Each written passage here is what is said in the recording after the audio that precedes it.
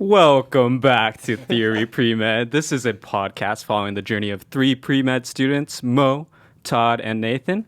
We talk about their path and experiences as we bring in guests who will connect pre-meds worldwide. If you're also thinking about med school or healthcare, our podcast will give you the ultimate student perspective. Also, thank you to the Chapman Radio for giving us a space to record today. You're already a Awesome. professional. That was Liz. perfect. Nice. Amazing Already a professional. intro. Wow. I'll take that back. There you go. So you're the first guest to ever read the intro. So Oh my congrats on gosh. that. I'm so honored. Thank you guys. But today we have Shun Kato, one of the professors here at Chapman University. He graduated last year from Chapman. One of the best students Chapman has ever had. Record breaking. Probably even the best. The best. The I don't know best. about all that.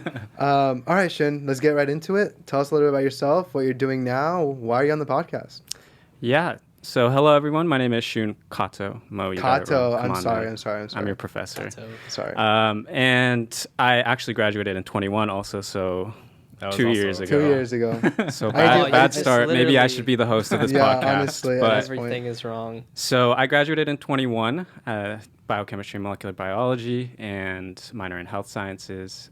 Last year, I took part in a fellowship that Chapman University has to offer called Shin Fellowship, in which we get to choose a nonprofit organization of our choice to work with for the entire year. It's fully funded by the Shin Foundation.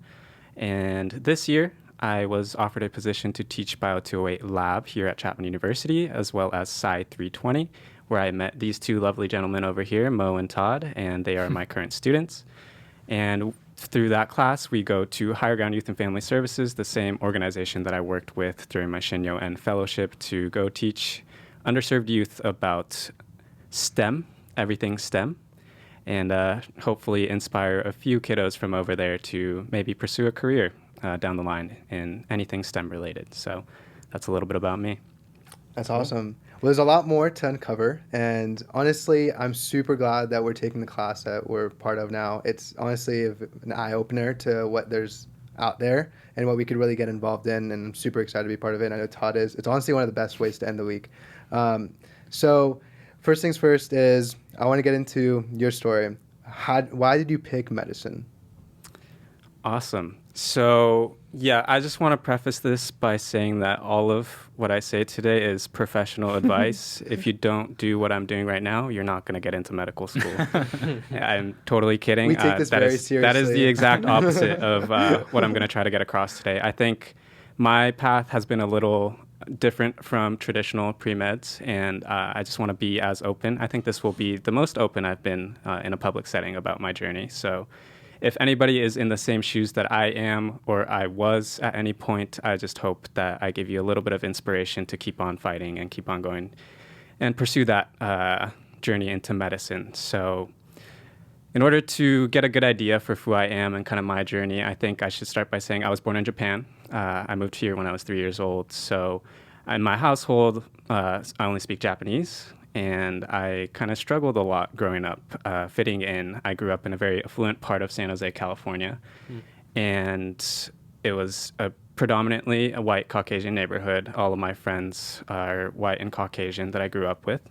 And so I always kind of struggled with my Japanese identity growing up and kind of neglected my parents and didn't really include them in all of my life events. Whenever I had birthday parties to go to or I had birthday parties, I just wanted them out of the picture. And this kind of kept continuing on until this is kind of my first introduction to medicine, but my mother was diagnosed with stage 2 breast cancer when I was in 6th grade. And obviously as a 12-year-old, 11-year-old, you don't know anything about cancer. You just know that you absolutely hate this thing. My mother went through chemo, radiation, everything. And all I could do as an 11-year-old was kind of just sit there and feed her watermelons, which she loved watermelons, and that's all I could do. And so, that was my first introduction into medicine. And that's also the point in my life where my Japanese identity and my family kind of came back together. This gave me a perspective on sickness and people's health.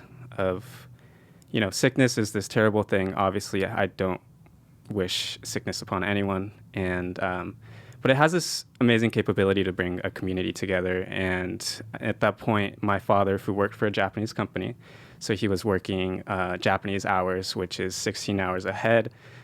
And so he'd leave pretty early in the morning before I'd wake up, come back pretty late at night before or after I fell asleep. So I never really saw him. But when my mom got sick, it really turned around, and he really took on a lot of responsibilities at the house. So my family came together. I just had this appreciation for life and my mother, and really brought unity into my life in terms of my Japanese American identity, and also my love for my family and community. And so, sorry, this is a super long introduction to who I am. You're good. But I just want to give you all the full story, and then we can dive into any specific details that you might have. And so, coming into high school, right, as any kind of child going through their teenage years, I didn't really like school. What? Yep. All I wanted to do was play soccer, hang out with my friends. My parents, although traditionally Japanese, I was pretty rebellious, and so I never had a curfew. Even if I did have a curfew, I wouldn't follow it. I'd come home super late at night, maybe not even come home. Wouldn't really tell my parents where I was, and probably doing things that I probably shouldn't have been doing at that age. And this kind of mindset. So obviously I wasn't the best in school. To be completely transparent with you all, I got a C- in AP chemistry. And then during my time at Chapman University, I got a D in oh AP my bio. gosh. I know. Okay, Wow, we what a can uncover that later. Wow, Yeah. jeez. But this kind of planted this mindset into me that school's not for me. I can't do it. I also had a brother who was very intelligent, very successful. He went to UCLA, got accepted into several Ivy League schools. And so there was always this kind of comparison between him and I. I felt that I was, my big ego tells me I'm the more athletic one and he's the more intelligent one. This, again, planted this mindset of I'm not good at school. So when I applied to college, I applied pretty widely and unfortunately wasn't accepted into any UCs. And I was actually deciding between San Diego State and Chapman University. I wanted to stay in California, but didn't want to stay too close to my parents. And so I was looking at Southern California schools. And I had two very, very different experiences visiting both of these schools. So one of my buddies from high school, an upperclassman, was at San Diego State. And he was in one of their top fraternities there. And so when I visited San Diego State, I visited him. I stayed with him at the fraternity house. And, you know how it goes. And I had that experience at San Diego State. And then when I came to Chapman University, I applied as a kinesiology major. So I started off in Creen, and then Dr. Sumida was there on the Chapman preview day, and I was like, hey, that guy's Japanese. I'm kind of like this school already. As I was getting more in touch with my Japanese culture, and when I was walking around campus, it seemed like everybody knew each other. It seemed like it was a tight-knit community. I know everybody says this, but I truly believe it. And that gave me this feeling inside, this gut feeling that, oh, this is where I'm supposed to be, not San Diego State, or else I'm not going to take school seriously again and probably go down a path where I'm not making the right decisions for myself. And so that's how I came to Chapman University. And once I came to Chapman University, my first semester, I poured my heart and soul into academics, and I achieved a 4.0 for the first time in my life. And I was like, oh my gosh, this school thing's not that bad. I can actually do it, right? And so everything was going great, and I think that was right around when I first got my first volunteering opportunity at St. Joseph's Hospital. And I was like, okay, I just had to change my mindset, and this is all going well. I still wasn't sure if I wanted to go the pre-med route or if I wanted to do PT, as I was an avid athlete my whole life. And so I was still kind of figuring everything out. But then the spring of my freshman year, I think this is really why I am pursuing medicine today. I lost a childhood best friend, Kyle John Taylor, to sudden cardiac arrest. And, I told you about the time that I was kind of the caretaker for my mom when she got sick, and I felt like I couldn't do anything. I was just feeding her watermelons. This same exact feeling, but maybe 20 times worse, when I walked into the hospital in the ER, and I just see my best friend laying there. Same peaceful look that I've known for years. I played soccer with him for 8 years. He lived right down the street from me. We pretty much spent every single day of our elementary to high school days together. So we had a lot of sleepovers. It's that same peaceful look that he has when he's sleeping, but this time he unfortunately wasn't going to wake up. And so that at that moment, I kind of made a promise to myself, like, I need to pursue medicine. I've known too many sick people. Also, a little bit of background. All 4 of my grandparents have had or passed away from cancer in their life. And so sickness has been all around me my entire life. But when I saw my best friend laying there, that was the point where I chose medicine. And the more you look into sudden cardiac arrest after that, the more you realize that it's actually kind of preventable, right? You hear a lot of these random stories here and there about high school students passing out of practice, high school football players or whatever, athletes passing out of practice, and then they unfortunately pass away.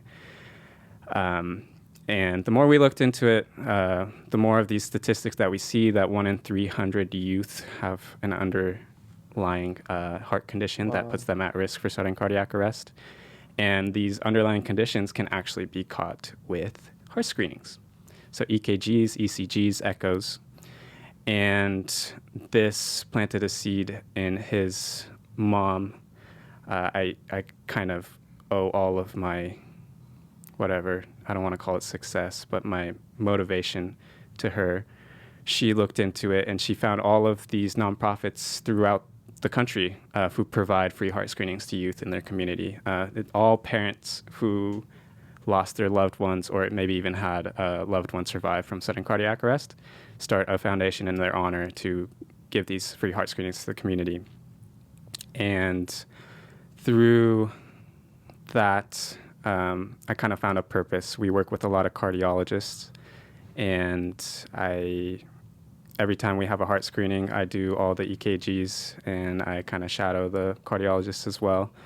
And I was like, okay, this is giving me the purpose in my life that I need.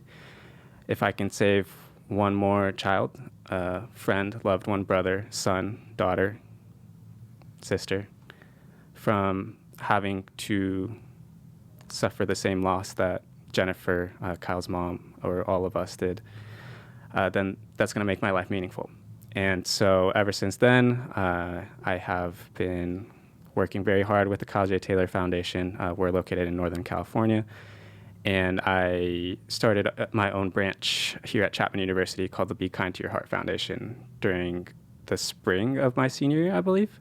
And we successfully had our first heart screening at Chapman University last year in the fall as well. So very long introduction to me. I hope nobody has checked out yet. I apologize for that. Our podcast is over. Yeah. Thanks for joining Let's us. go home. No, but thank you so much Amazing. for being open about that. And I have to say, with the heart screening, there was so many donuts, an insane amount. Like, it was crazy. That's the one thing we made sure we had enough was the donuts. No, but that whole heart screening was amazing. I think you guys got a lot of students coming out for that. We screened a total of 121 students, Yeah, and then that's we crazy. identified, I believe, 4 with potential heart conditions, and we recommended for follow-ups with cardiologists. So, Yeah. All free of Wow. charge too. That's the amazing part about it. You Yeah. guys brought out doctors. You guys had the PA school come out. I mean, it was a whole thing, and I was just being there as a volunteer. That was an amazing experience. I can't even imagine what you kind of felt being able to kind of take charge on that. Put that on. Yeah. Yeah. Thank you for sharing your story. That was really inspirational and powerful. I think a lot of our listeners will probably resonate with that. I myself, I've definitely felt that kind of feeling of powerlessness, when with your experiences with your mom and your friend, where you feel powerless to help them, and you want to do everything you can to make it so that it never happens again in your eyes, right? yeah. So thank you so much. I think we all kind of can relate to that. So Absolutely. I don't mean to kind of give like the typical like, oh, I have a bunch of sick people in my life and that's why I No. got into medicine. But I think every person's story is unique, and if anybody can relate to it in any way, that's awesome. So I'm glad. But I think that goes to show, like, no matter whether you're a college student, you're a family member, whatever it is, like, if you have something in mind and you have a goal, you're able to achieve it. It just takes time and effort. I mean, the amount of paperwork and, like, people you had to get through to make that happen was insane, but your dedication to it, your want to achieve that goal is what got you to being able to create this at Chapman, and it's amazing. But on a kind of, like, more recent news, right, you were accepted into med school. Multiple med schools. Multiple med schools, had multiple interviews. And I think this is something that a lot of us don't really know how that process works, really, because we haven't gone through it. I think it really takes that first time going through it to really recognize all the hardships of it, all the difficulties, and the successes, too. Like right now, like whenever I think of med school, I'm like, the day I get accepted, I don't know why I have this vision. I'm like, I'm going to be in a parking lot and I'm going to get a phone call. Was it a phone call? Was it an email? Unfortunately, it wasn't a phone call, and I kind of got tricked for that a little bit too, because the AdCom people during our interview was like, "Oh yeah, I've talked to so many people over the phone, and they start crying or whatever." So I was expecting this grand moment of like, oh my God, getting a phone call from a random number, and then pick up, be like, "Oh my gosh," doesn't happen. Man. No, it's unfortunately an email that says your portal has been updated. Okay. And then your portal has been updated. You dive into the portal and so it didn't say congratulations. Yeah. Man, they really make you work for it. Yeah. Before I dive into this, great question, Mo. But I do want to shout out my team at Be Kind. I wasn't the one going to all those meetings, getting all those paperwork done. Cindy Ahoy, Ashley Okavat, those two superstars really were my support system through the whole heart screening process at Chapman University. So I do not want to take the credit for that. I think I just planted the seed there, and it was all them, and all credit is due there. So I just wanted to say that. Sydney, Ashley, if you're listening, I miss you guys. But and so back to your question. Totally. So with all the med school stuff, let's just start at the beginning with the application process. When starting it, what were you feeling? I mean, what were some difficulties you had with it? What are some, looking back at it, what are some things you would change about it? And that's a lot of different questions, but just thinking about the application process, what is the first thing that comes to mind? Great question. I do want to maybe preface the application process with maybe a little bit of my statistics that might be helpful for listeners out there. So I know Mo and Todd kind of hyped me up to be this 4.0 student and, everything, but I will be completely open. This is, again, the most open I've been in a public setting, but I had a 3.7 GPA.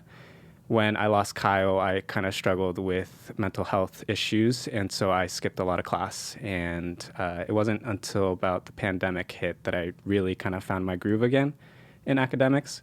And so, again, I mentioned that I started my first semester off with a 4.0, but it really did dip after that second semester. And happy to even bring it back up to 3.7, to be honest. That was mainly in my junior and senior year.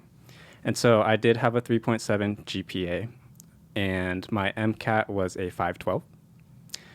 And I am a retaker, so I took it once, got a 509. I knew I could do better, so I took it again, and I got a 512. So I just wanted to start with that. I know a lot of people are kind of like nervous about sharing their info, but again, I'm in. Yeah, you're in. It doesn't matter. Yeah, now it gets all white. Now you I don't care if you guys Completely judge me white. for my GPA and my MCAT. We're not judging I'm you in at all. med school, you're not yet. Yeah. But yeah, so I think that's really important to preface. Appreciate the transparency. Yeah, absolutely. Yeah. And so, as my story can kind of tell, I was pretty heavy in community service with my own nonprofit, with the Kazuya Taylor Foundation, and the Shin Yoen Foundation Fellowship that I briefly mentioned a little earlier. And when I think about the application process, my mind goes straight to the lack of confidence that I had when I was sending in my applications. So to give you perspective, I got a 509, my first MCAT, the April before my application cycle. The cycle opens around June, or the application opens around June. They're actually pushing it back to May now. Really? Yeah, during finals week. Oh my gosh. Yeah. As if it's not hard enough already, right? That's terrible. But yeah, so I got my 509 score around April, and then I was really faced with this tough decision of, do I apply with a 509? Do I take another year to study for the MCAT? But to, again, give you perspective, I was averaging around 515, so I knew I could do better. I'm not going to come out here and say I was averaging 525, 526.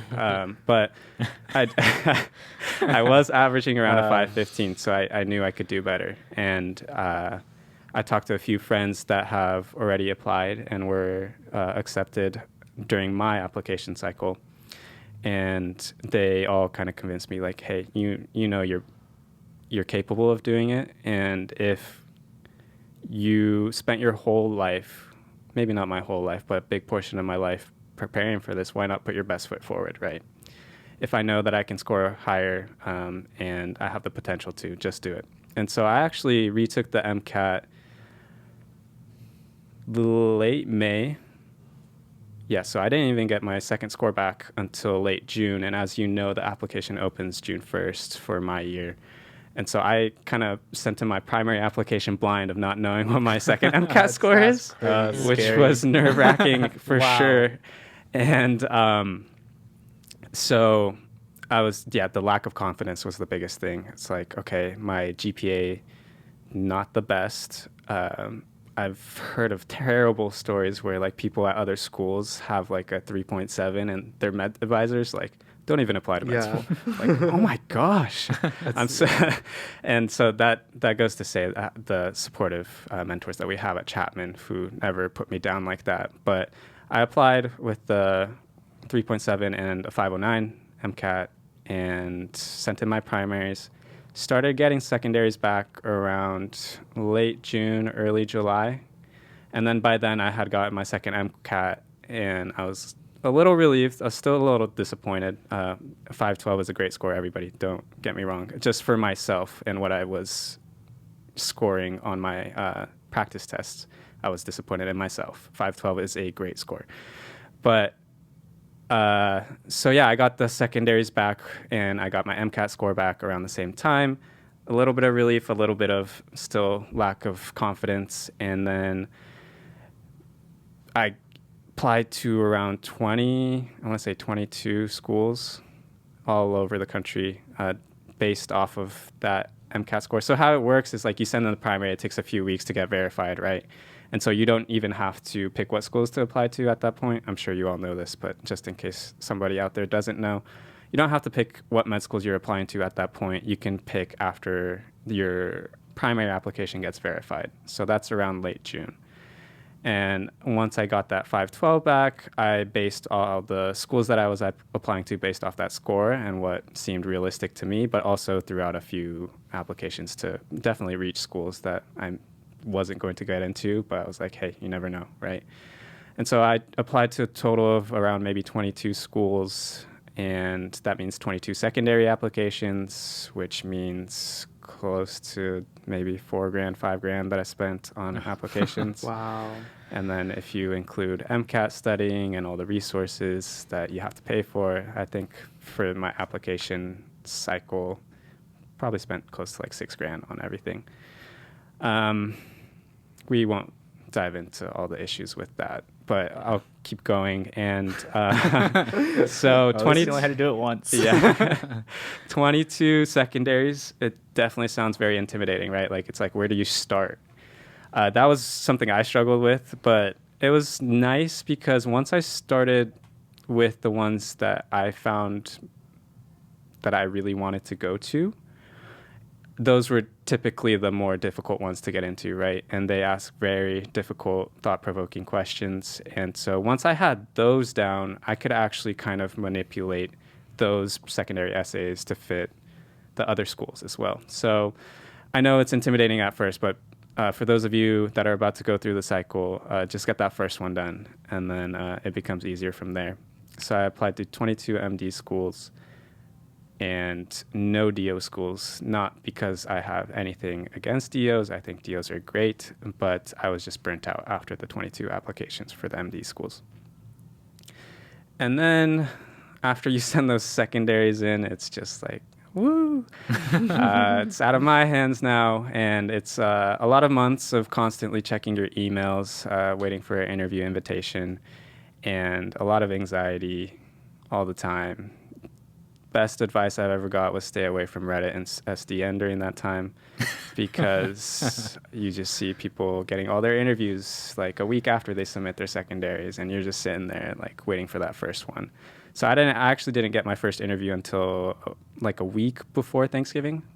Wow, so it was a while. November. Yep, it was about 3 to 4 months until I got my first interview. Dang. I would lose my mind. I know. Honestly. I was going through it, guys. But yeah, I got one that week, and then I think the next day I got a second one. So I was like, I called Dr. RG when I got my first one, and then after the second one as well, and she was like, "When it rains, it pours." And I was like, "True, I guess."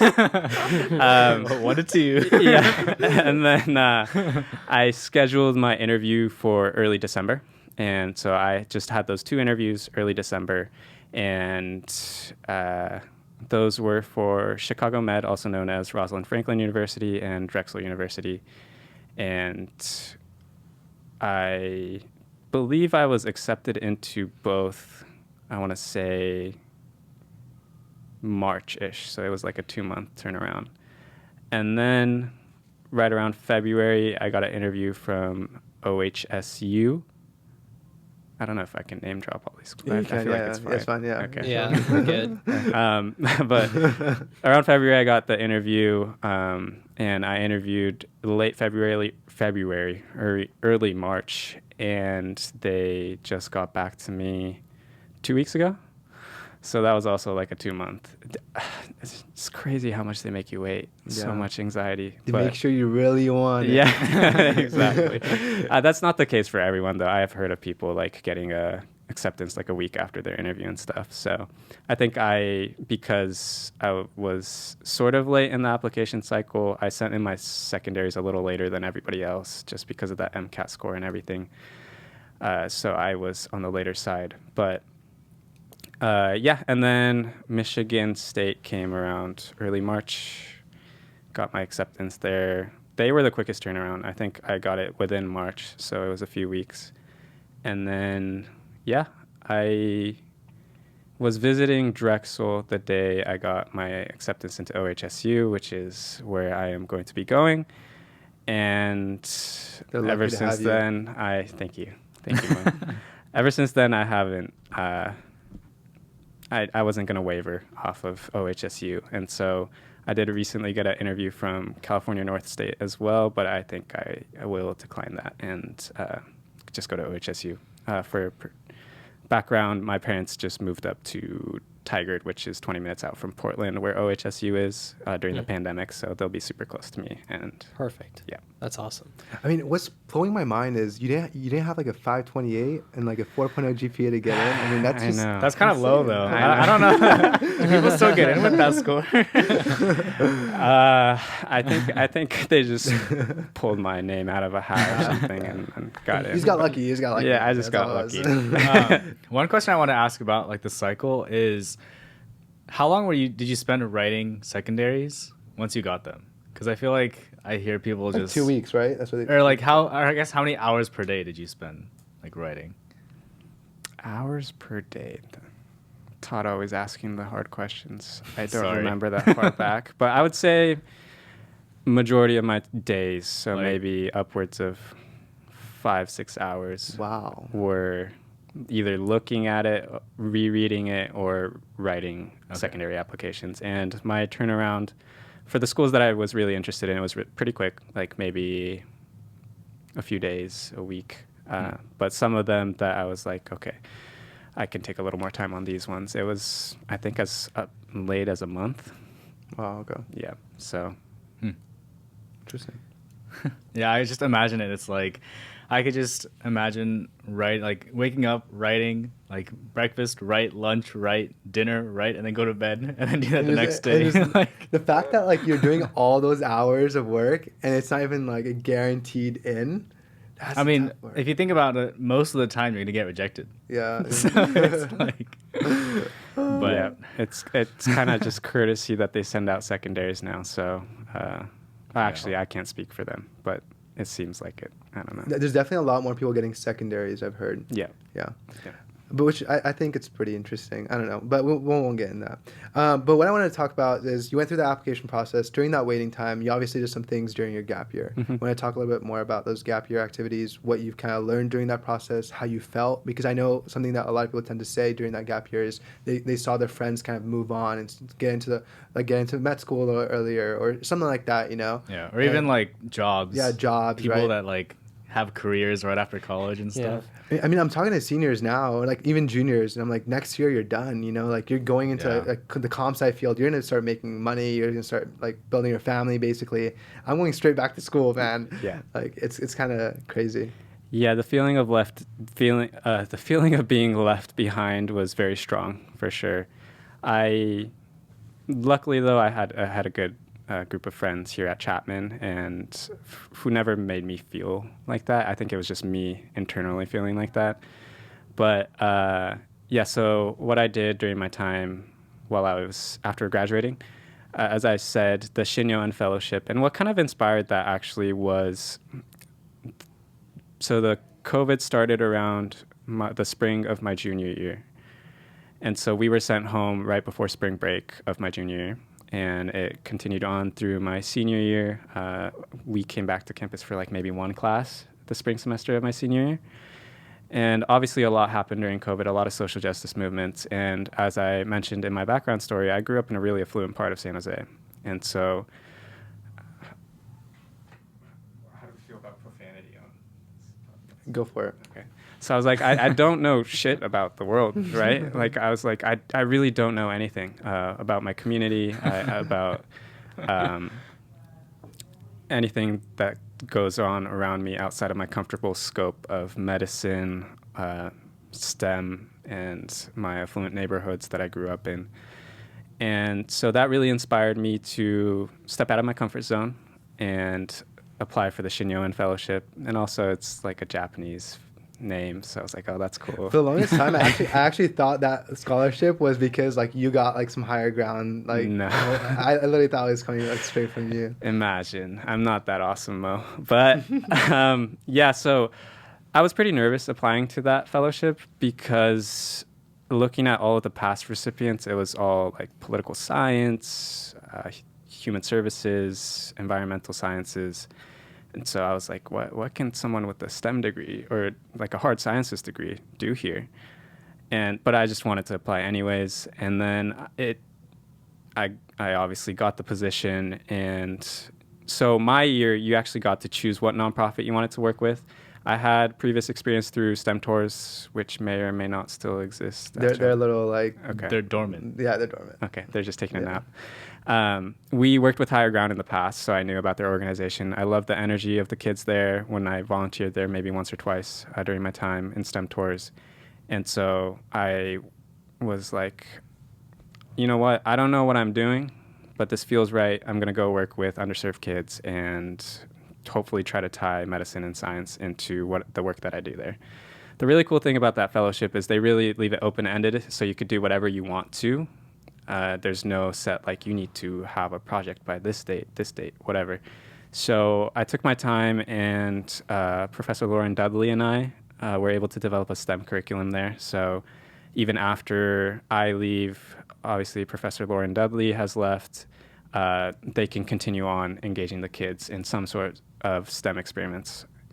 And so that's there. I also taught the parents and families CPR, AED use. I am a American Heart Association certified instructor, so we were able to get certifications out and just kind of equip the community to be prepared for anything that might come their way in terms of health or, you know, again, as I mentioned before, inspire some kids to pursue careers in STEM. And so that was my time there. I really you guys have seen it firsthand. I've really developed a deep relationship with a lot of the kids there. Oh yeah, big time. And yeah, so this year, at the beginning of this year, I was offered the 208 lab teaching position and the Psi 320 position. And I was also working as an MA. We can dive into that if we want to, MA as a medical assistant. And long story short, the MA position wasn't as fulfilling as I wanted it to be. And I, because of this relationship I had with the kids there, quit the MA position, and now I'm working at Higher Ground pretty much full time because I'm there on Fridays for Psi 320, and then I'm there all the other days. So again, a lot of, I don't want to say community service heavy, but service oriented activities for me the past 2 years. I still continue on with CPR AED trainings with Kyle J. Taylor Foundation, Be Kind, and another organization called Heart Shield Foundation, and do a lot of that work. I mean, everything that you just talked about, like we see it. I remember the first time we went to Higher Ground, like all the kids were like, Shun, Shun, Shun. That's all you heard. I mean, it really goes to show like how much of an impact we as students and professors can make on those students' lives, and it matters. It really does. And I think something that you mentioned was you did MA and also like community service. But from what I've heard from you is you really emphasize that community service. Was that something you were worried about, like that you didn't have enough clinical hours going into it? Like, what was your thought process through that? Absolutely. We talked about this before. I think I'll have to fact check, and maybe you could put it in the show description. But I think I applied with maybe only around like 300, 400 hours of clinical hours. So, you know, you hear, I mean, I have a lot of PA school friends too, and they have to get like 2,000, 3,000. I'm like, oh my gosh. Impossible. And That's crazy. So I definitely felt like the clinical aspect was missing in my application. And so that's one of the main reasons I took on the MA position earlier this year, because I still hadn't received any interviews yet. So I was like, oh, might as well spend my time getting more clinical hours, learning about different types of physicians and whatnot. And interestingly enough, I told these two guys, but in all 4 of my interviews, no one asked about my clinical experiences. They all asked about my community service experiences, which is the Shinyoan Fellowship and all the work that I do at Higher Ground. So I was like, okay, maybe, again, this is all professional advice, everybody. Maybe clinical experience isn't as important as I thought it was. And so I think what all that is to say is like the AdCom can tell that I'm just very passionate about the work that I do, whether it's with Higher Ground or with the Kyle J. Taylor Foundation. And hopefully they're all moving in a direction where they look at you as an entire person, not just your scores and everything. And, you know, they say they do, but who knows, right? Right. And so maybe I was able to just show that I genuinely care about medicine and helping people, right, guys? Yeah, totally. Number 1 reason. Yeah. Helping people. I really like I don't know why, but when I get that question, I want to be like, I just want to help people. You see like their facial reaction and be like, I'm just kidding. No, I'm just kidding. I just want the money. Yeah. Funny story, actually. Sorry, I'm talking so much, but You're a guest. That's supposed to be. They hear us enough. That means we're doing the So the MA position was for a PCP who owned his own private practice, and he was actually a dentist before. So he's a DDS MD, and he was telling me like, I made so much more money as a dentist than a doctor. Like, if whoever says they're going into medicine for the money, like, they're all idiots. Like, it's just not worth it, you know? And they don't think about all the hours and all the training and all the mental health issues that you have to go through. So the one beautiful thing that I received out of this MA experience was when I first got there, he was like, look, I'm not trying to get you into med school. I just needed an MA. So the best thing you can do for me or for yourself is look at my lifestyle. Note down what time I come in, what time I go home every day, what I do on the weekends, how I spend time with my kids. Like, and there was a lot of clinical experiences there. Like I was drawing blood, I was giving shots, and I was getting the ins and outs of what a PCP does. But he was truly like, you're gonna learn all that stuff in medical school. Just focus on my lifestyle. That's the best thing you're gonna get out of this experience. And again, I'm just not here to get you to med school. So just do your job. I'll be pretty open about letting you see things that you want to see.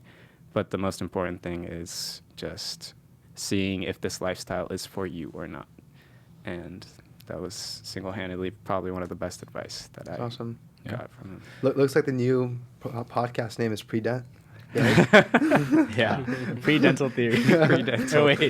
Theory of Predent. I screwed it up. And I will be the new host and not Mo. Yes. So You're better at introductions. Yeah. So that's, You beat me, dude. so we've heard a lot about like your story, and I also kind of want to maybe flip it a little bit and kind of ask, different things about like advice that you'd give to other people who maybe need it, like us three. But I was curious of like, what advice do you have for people who are currently looking to build like a great application, like maybe one that's cohesive, that follows some sort of narrative, kind of like how you did really well.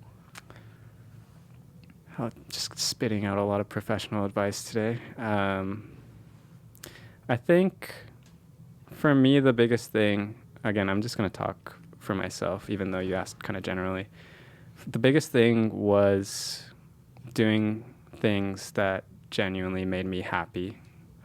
Obviously, I know that a lot of people's stories aren't going to be the same as mine, and I didn't ask for all the events to happen to where I do community heart screenings and everything, but that's my passion, and I think that showed, and that's what they all asked about. I'm sure you've had guests who've said this before, but the whole checking off things off your application, right? I don't really believe in that. I guess I did get lucky in the sense that all of my passions correlate to medicine, but when you do get an interview, and you three are very intelligent people, and I am confident that you are going to get plenty of interviews, you don't want to tell the AdCom people that what they want to hear, what you think they want to hear, right? You just want to talk about something that you're passionate about and something that you've been working really hard for over the past couple of years, whatever that may be. And I think that is what led to my success, is just really, really, I have a very addictive personality, and I became addicted to things that I was passionate about, which is, I guess, to put it generally, giving back to my community and helping people. So, yes. In conclusion, Yes. be addicted. Yes. It kind of sounds like you have a lot of like you spent a lot of time maybe like doing a lot of introspection. I feel like you have a really like well-defined sense of like who you are and what motivates you. Do you like spend a lot of time like just sitting down and kind of thinking about like, who kind of am I, or like just thinking about that sort of stuff? Absolutely.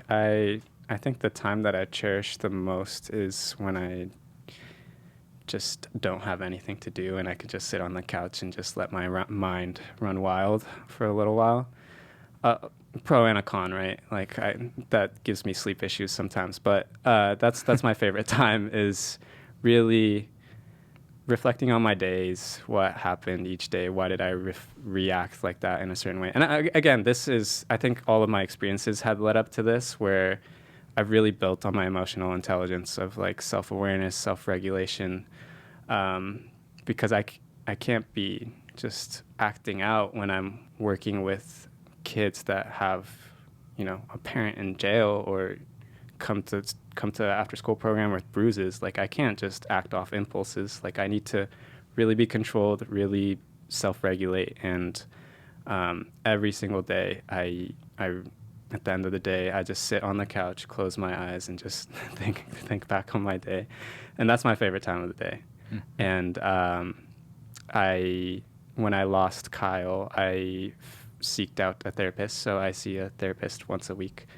And it's amazing what putting your thoughts into words can do. Like, a lot of the introspection about how my childhood identity, Japanese American identity, influenced how I act today came because I was finally able to put my thoughts into words through talking to a therapist once a week. And That's awesome. Yeah, I really That feel is like really good. those types of like thoughts and ideas, like they don't just come like one day. I feel like it takes a lot of thinking and like reflecting to get there. absolutely. But Yeah. cool. Totally. So gap year's done. Now you're going to med school. I mean, what are you expecting from med school?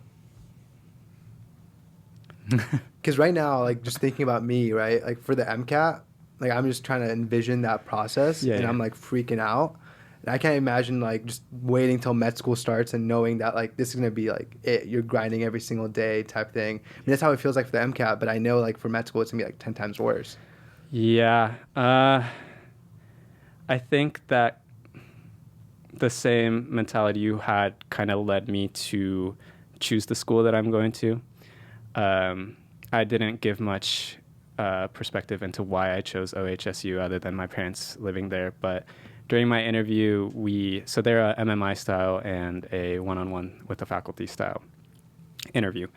And so during my MMIs, one of the, for those of you that don't know, MMI, multiple mini interviews. So there's like 7 to 8 rounds of 5 to 6 minute interviews with people on the admissions committee. And one of the rotations was with a current medical student. And it was just, it was free to ask whatever question that you wanted to. And so, obviously I asked her, like, what do your days look like? How stressed are you for step one? How are you dealing with your mental health? Does the school offer a lot of help on that end? And she told me sometimes her and her classmates go and so OHSU is set up so all the exams are on Fridays. So you have the weekend to kind of relax. And the next week, if you fail a certain block, then you have a remediation week. And then everybody else that passed that block will have a 1 week elective where they can choose whatever elective that they want to. So it's like a pretty chill week after a long block of studying. And she said she'll sometimes take tests from the mountain close by. And then right after the test, they'll go out and hit the slopes. That's sick. And I told That's these risky two, but sick. yeah, risky but sick. But you think that they're just responsible enough to have studied their butts off in the testing environment. Although it may have a factor, like they know what they're doing.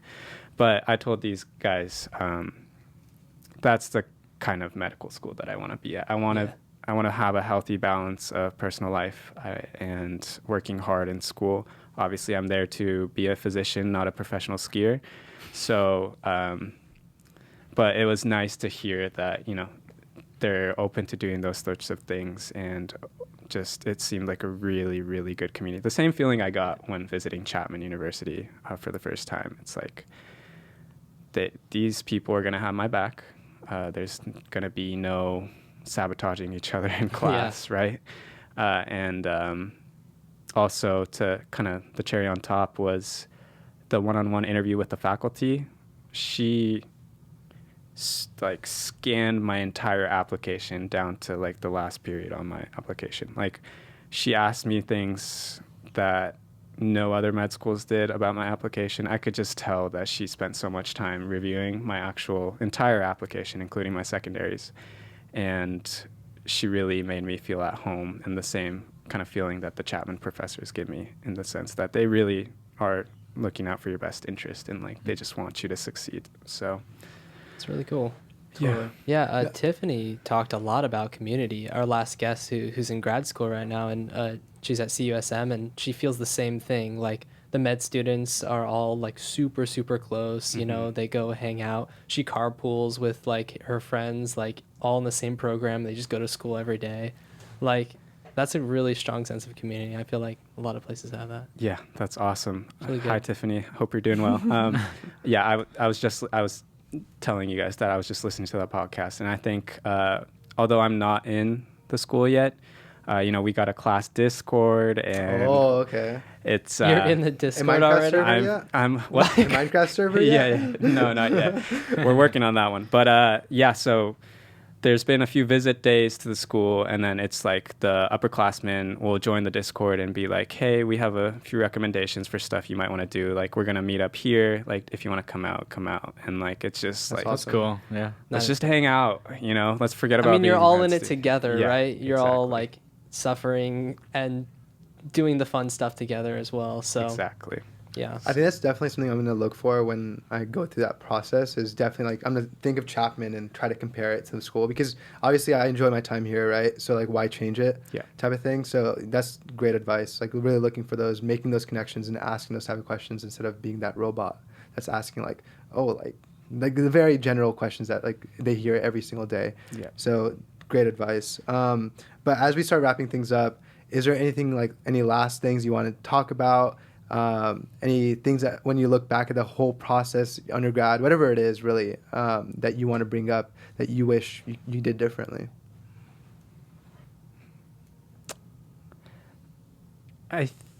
Oof. Tough question. Or something you did well that you want to pass on, I guess. Something I did well. I don't know. I didn't do Kinda. anything well. This is where like this would come and play, and you could play the elevator music. It'd be perfect. That's kind of mean. Yeah. We're just the That is kinda Jeopardy. mean. It's not, no, How about I just say for like 10 minutes? Do, do, do, do. Or maybe No. maybe if you could go back and I guess talk to like your freshman or sophomore year self, like what is like the piece of advice that you'd give them? Don't do medicine. Yeah, go Free to Zen. Switch all you go to can. Free dental Zen. school. I think just I didn't do enough self-reflection. I think, you know, I'm sure all your listeners and all of you guys have heard, you know, you got to know yourself if you really want to put your best foot forward. But I genuinely believe that all the time I spent kind of looking back on all my events and how it influenced who I am today, that allowed me to speak so naturally in my interviews. Clearly. Yeah. You've been so natural here. Yeah, I can tell you I'm were the same glad. in the interview. Yeah, but it's at the end of the day, like your scores are only such a. This sounds so cliche. I hate it, but just know yourself. Be confident in yourself. Don't listen to everybody else. If your med school advisor tells you that you can't get in with a 3.7 GPA and a 512 MCAT, don't believe them, because the Exhibit A. Just find something that you're passionate about. Don't be worried about checking off the checklists. Obviously, you need to kind of get your feet wet in those different areas, and it's not to check that off the box. It's to figure out if it's meant for you or not, right? Like I did research, and I was lucky to get 3 publications out of it, but that also made me realize I don't want to spend a lot of my time grant writing. I want to spend my time working with patients. And I have so much respect for PhDs, because they do so much work and they have the ability to impact people on a bigger scale. But I can't do that. That's just because I know myself, and I don't have that grit and perseverance. But also with clinical experiences, right? You don't know if you want to be a doctor until you see a doctor in action. So like, don't think of it as checklist stuff, right? Like, don't think of it, oh, I need more community service hours, I need more clinical hours. Do it because you want to, and you want to figure yourself out. And you don't want to get to med school and realize that I don't want to do this, or like, oh, I wish I did PhD. So really, really, like, I hate when people tell me like, oh, is there anything for me to do for community service? Like, I just want more hours, whatever. Like, to buff up your application, or because you genuinely want to like do that, right? Yeah, but sorry. Why not both? Yeah, right? exactly, Yeah. exactly. But yeah. Awesome. Sorry, that was a little intense. Great No, advice. you're absolutely right. And I think with like anything pre-med advice, anything like that, I think the best thing you could do is like give it straightforward instead of just like sugarcoating it. I think that was like a great example of it. But something we typically do at the end of every episode is the most pre-med thing to say, but you're not a pre-med anymore because you're a prospective med school student. Oh my So what is the gosh. most prospective med school student thing to say? I'll give the floor to you. This is always hard for everyone, by the way. to come up with this on the spot. Can you give me some context? Yeah, so like any phrase that you might hear like your friends saying, or like any prospective med student, like I don't know, what have we said in the past For for pre-med. It's Friday night and I gotta go study more. Yeah, something like that. Oh, okay. Yeah, Okay. Yeah. As a prospective student, Yeah, I feel like I have so much more as a pre-med student, but Yeah, You could do both. Give us the 1-2. okay. You can also just do pre-med. Pre-med is, oh my gosh, I only slept like 2 hours last night. Yeah. And then prospective student is, I just quit my job. I guess. I don't know. That was a good one. That was a good one. That was a really good That one. was a really good one. Well, thank you so much, Shun, for coming out. We really appreciate you. This was definitely very eye-opening for me, and I think I could speak for both Nathan and Todd as well. They definitely, like, I'm sure we all learned a lot from it, and I'm hoping our audience members also learned as much as we did. As always, I think you're a great example of, like, no matter what it is, no matter what your path is, if you have a goal, you could achieve it.